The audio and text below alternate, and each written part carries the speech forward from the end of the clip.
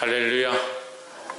요엘서 3장 요엘서 말씀은 결국 예언의 말씀, 앞으로 이스라엘 나라 가운데 이루어질 예언에 대해서 말씀해 주십니다.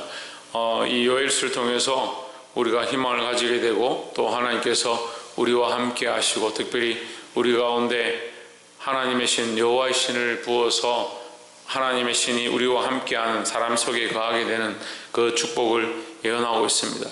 우리는 하나님께서 예언하신 말씀이 때로는 심판이고 채찍이고 우리에게 해초리처럼 들리지만, 그 말씀이 우리를 살리는 것이고, 그 말씀이 또한 우리에게 희망이 되는 줄 믿습니다.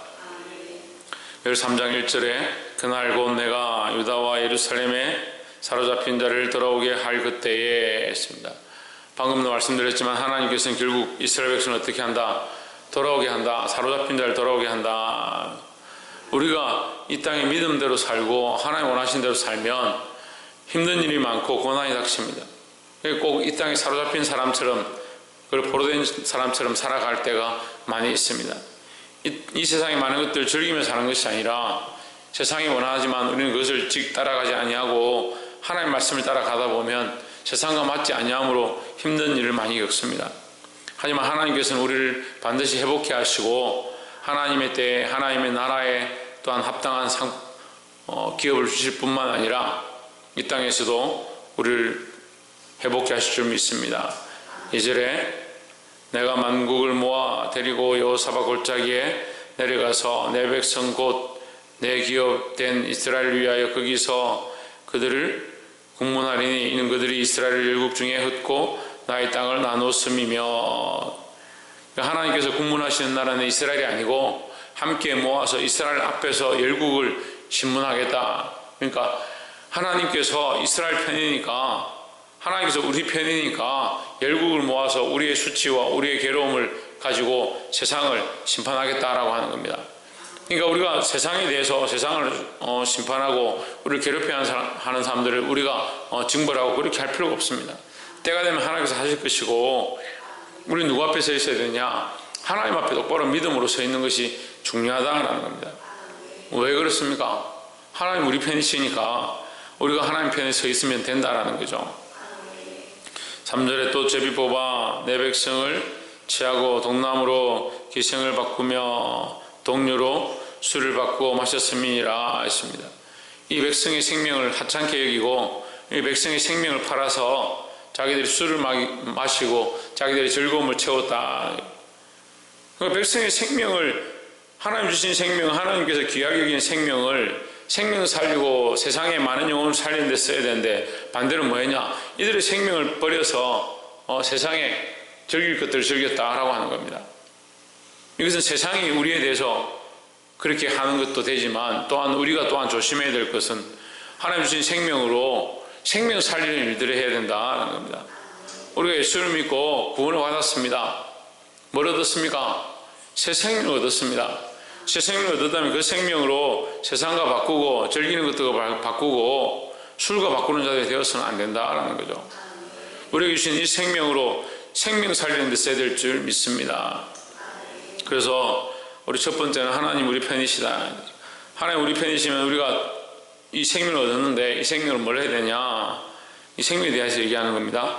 18절에 그날에 산들이 단 포도주를 떨어뜨릴 것이며 작은 산들이 젖을 흘릴 것이며 했습니다.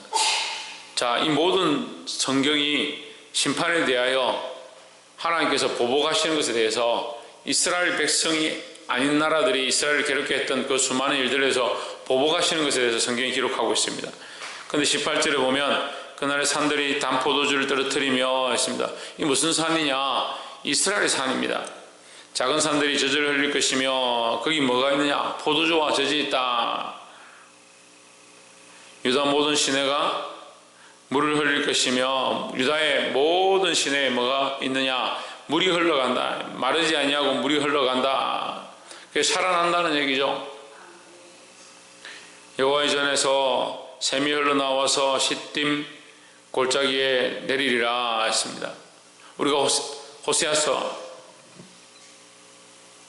에스겔서 말씀을 통해서 우리가 하나님께서 이스라엘을 회복시키는 모양들에 대해서 우리가 나눴습니다. 말씀을 나눴습니다. 성전에서 동양안 문에서 성소의 보좌로부터, 하나님 계신 보좌로부터 물이 흘러나와서 그 물이 흘러가는 곳마다 일천척을 청량하니 발목에 차고 무릎에 차고 허리에 차고 헤엄할 만한 깊은 물이 되었는데 그 물이 흘러가는 곳마다 생명들이 조성을 얻더라라고 했습니다. 하나님께서 이스라엘에게 주신 축복은 생명을 살리는 일입니다. 우리가 하나님 편에 서면 반드시 하게 되는 일이 뭐냐? 생명을 살리는 일입니다. 우리에게 새로운 생명을 주셨습니다. 우리에게 이 생명의 근원을 주셔서 뭘 하게 하시냐? 우리가 사는 거, 우리는 이미 살았습니다. 우리의 생명이 공급함을 입고 예수 그리스도의 십자가로 말미암아 하나님 나라를 바라보는 것 이미 얻었습니다. 뭘 해야 되느냐? 이 생명으로, 이 샘솟게 하심으로, 이 젖과 포도주로 뭘 하느냐? 다른 영혼들이 거기 와서 먹고 살아나게 하는 일을 해야 된다는 겁니다. 하나님 오늘 이 유다와 이스라엘에 대한 언약과 약속을 주시면서 그들에게 한편으로는 또한 명령하십니다. 너희가 뭘 해야 되느냐? 이 생명으로 살게 하는 일들을 해야 된다라는 겁니다.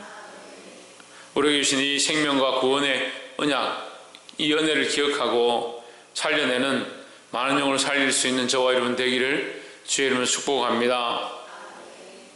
마지막 세 번째로 20절에 유다는 영원히 있겠고 예루살렘은 대대로 있으리라. 이게 하나님께서 약속이죠.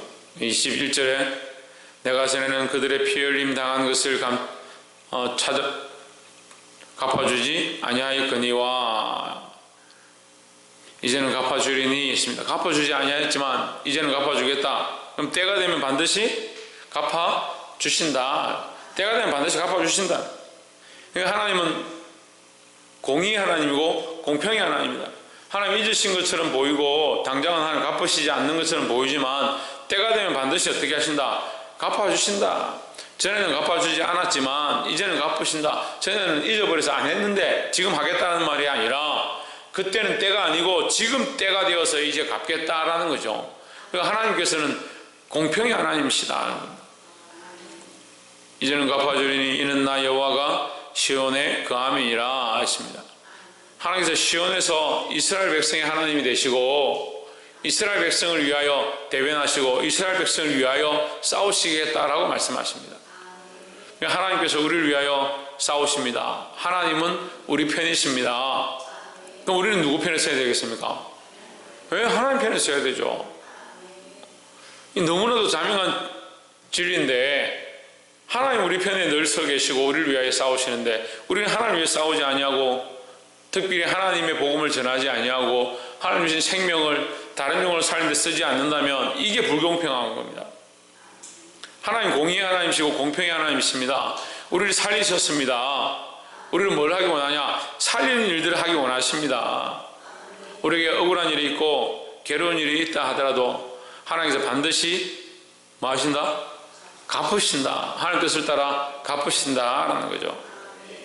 우리 이것을 믿고 이 땅에서 좀 손해보고 어렵더라도 하나님 나라를 바라보고 믿음으로 사시고 특별히 하나님께서 우리에게 맡기신 이 거룩한 일, 생명 살리는 일에 힘쓰시기를 주의 이름으로 축원합니다. 기도하겠습니다. 이 시간 우리 말씀을 기억하면서